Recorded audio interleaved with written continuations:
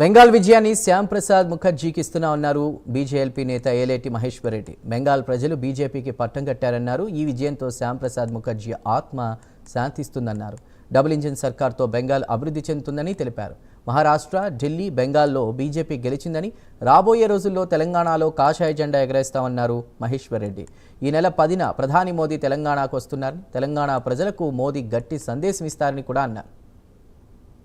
ముఖర్జీ గారు పుట్టినటువంటి west Bengal Bharatiya Janata party తన కాషాయ జెండా ఎగిరేసి శ్యామ్ ప్రసాద్ ముఖర్జీ గారికి బహుమానంగా నరేంద్ర మోడీ గారి నాయకత్వంలో ఇవ్వడం చాలా సంతోషంగా, ఆనందంగా ఉన్నది.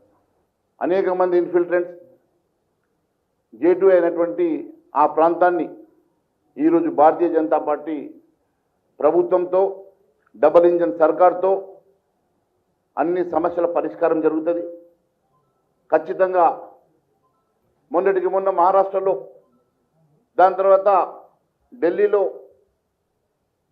మరి ఈరోజు వెస్ట్ బెంగాల్లో, మన చుట్టూ ఉన్నటువంటి మహారాష్ట్ర, ఒరిస్సా, రాజస్థాన్, హర్యానా అన్ని రాష్ట్రాల్లో ఒకటొకటిగా ఈరోజు భారతీయ జనతా పార్టీ విజయకేతనం ఎగరేస్తూ మరి నరేంద్ర మోడీ గారు ఒకటొకటిగా రాష్ట్రాలను కైవసం చేసుకుంటూ తన విజయకేతనం ఎగరేస్తూ ముందుకు సాగుతూ రేపు 10వ తారీఖు రోజు